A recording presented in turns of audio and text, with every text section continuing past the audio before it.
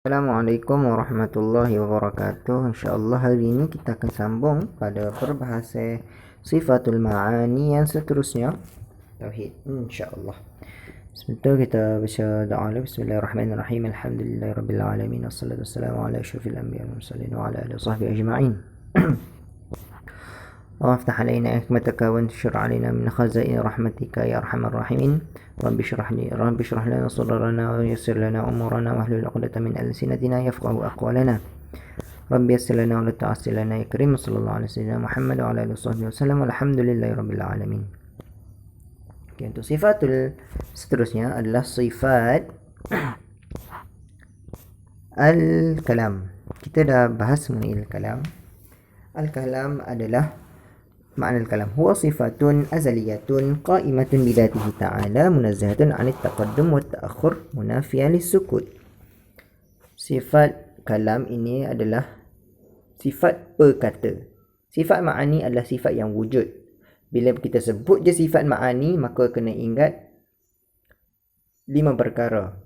Iaitu sifat ma'ani itu adalah wujud pada zat Allah. Sifat ma'ani itu adalah qadim pada zat Allah. Sifat ma'ani itu adalah baqa pada zat Allah.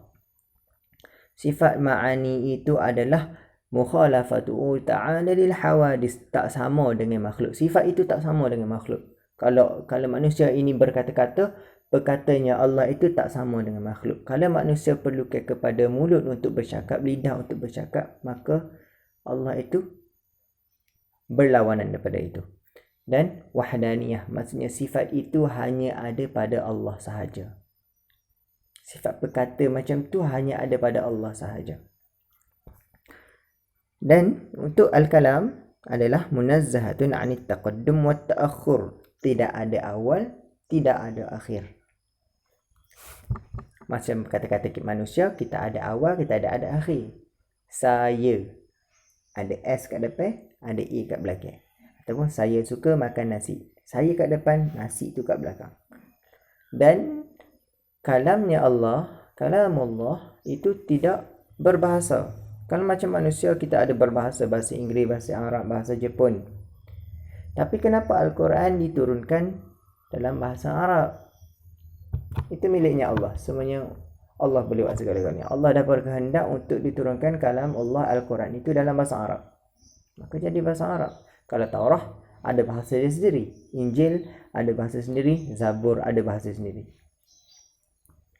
Dan munafiyah lisukut. Tapi kita dah bahaskan munafiyah lisukut. Dan seterusnya al-kalam itu dia bertakluk dengan semua yang harus pada wajib pada akal, harus pada akal dan mustahil pada akal. Al-kalam kat sini maksudnya kalam Allah ini hanya menyebut contoh wajibat. Allah dalam Quran Allah sebut qul huwallahu ahad. Allah itu esa. Maksudnya wajib pada akal Allah itu esa. Maksudnya Al-Quran menyebut. Dalam bahasa Arab kita panggil ta'alluq dilalah. Bidang tugas kalam ni, ta'alluq dia adalah, bidang tugas dia adalah dilalah, hanya menyebut, memberitahu. Wal jaizat, contoh adalah mengenai syurga neraka. Allah sebut mengenai syurga, Allah sebut mengenai neraka, Allah sebut mengenai dosa, Allah sebut mengenai pahala, Allah sebut mengenai dunia, penciptaan makhluk. Itu semua benda yang harus pada Allah. Allah boleh cipta, Allah boleh cipta. Allah tak nak cipta pun Allah boleh. Dan wal mustahilat, contoh lam yalid wa lam yulad. Allah itu tidak beranak dan tidak diperanakkan. Benda tu benda mustahil, tapi Al-Quran menyebut. Itu kalam Allah menyebut benda tu. Seperti yang kita bahaskan sebelum ni, yang Imam Syafi'i sebut Al-Quran, Taurat, Zabur, Injil, kesemua ni yang ni merujuk kepada jari. Jari itu adalah makhluk, bukan kitab-kitab Allah itu, kalam Allah itu, bukan. Tapi yang dibahaskan oleh Mu'tazilah pada waktu tu adalah dia bercakap mengenai, bukan mengenai kitab tu, dia bercakap mengenai yang ditunjuk kepada Allah. Kan Ustaz dah sebut mula ni, Bila kita sebut Al-Quran ini adalah dal kepada madlul. Jadi Mu'tazilah kata madlul tu pun baharu. Itu yang ditentang oleh ulama tu. Tapi dalam peribahasa biasa, Al-Quran yang ada kertas, yang ada tulisan, ada hitam, ada warna, ada bahasa Arab, dan ada awal, ada akhir, alif lam mim, itu adalah baharu. Tapi dal madlul kepada Al-Quran itu adalah qadim. Macam mana kita nak faham? Macam kita faham contoh macam dalam kita bercakap dalam hati. Dalam hati kita ada bahasa ke? Berbunyi ke? Ada daripada belakang ke? Kadang-kadang lintas laju. Tak ada bahasa. Sebab tu dalam ada syair orang Arab sebut innal kalama la fil fuad. Sesungguhnya kalam. Orang Arab sebut kalam. Kalam itu ada dalam hati. Wa innama, lepas tu dia sambung wa innama ju'ilal lisanu 'alal fuadi dalila. Sesungguhnya lidah ni adalah dalil, bukti kepada apa yang ada dalam hati. Lisan tu hanyalah dal kepada madlul. Sama juga Al-Quran ni pun adalah dal kepada madlulnya Allah. Macam dah bahas sebelum ni. Macam Kaabah, gambar Kaabah atas jadah. Gambar itu hanyalah dal kepada madlul. Dan hukum kita pijak Kaabah tu dengan kita hina atas jadah, hukum kita pijak Kaabah dengan hina, hukum dia haram dan berdosa. Kerana kita memulakan Kaabah, yakni madlul yang sebenar. Sebab itulah kita kena mulakan Al-Quran juga, kerana kita merujuk kepada Al-Quran itu adalah madlulnya. Jadi kita nak mulakan Allah, kita mulakan dalnya. Okey, apa seterusnya kita akan masuk kepada insya-Allah ya, boleh faham itu insya-Allah. As-sama' wal basar. Sama' pendengar.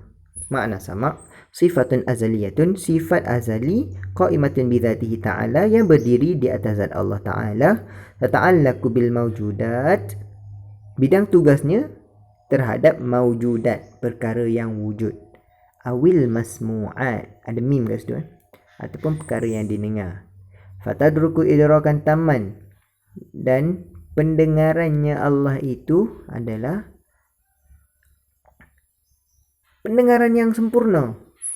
Yughayyiru idrakil ilmi wal basar, dan tak sama dapatan mengetahuinya dari segi ilmu Allah, dan tak sama juga dari segi basarnya Allah.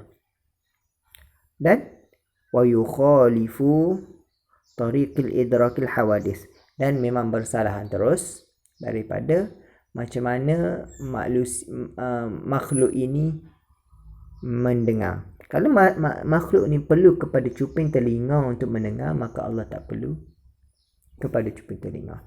Kalau manusia ni perlu kepada udara untuk nak dengar, zarah-zarah yang membawa suara tu, gelombang suara tu untuk mendengar, Allah tidak perlukan benda tu. Tidak ada perantaraan dan tidak perlu kepada alat. Seperti manusia, kita kena ada alat. Di bumi kita boleh mendengar sebab ada udara. Kalau tak ada udara, yakni dalam vacuum seperti di angkasa lepas, kita tak boleh nak dengar. Tak boleh nak dengar. Jadi maksudnya pendengaran kita terbatas. Berbeza dengan Allah.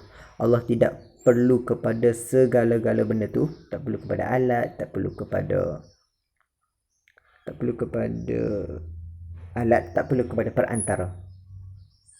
Dan sama Allah ini, pendengarnya Allah ini adalah berkaitan dengan mawjudat. Mawjudat ni adalah benda yang wujud, awil masmu'at. Kalau kita faham, al-masmu'at, benda yang didengar.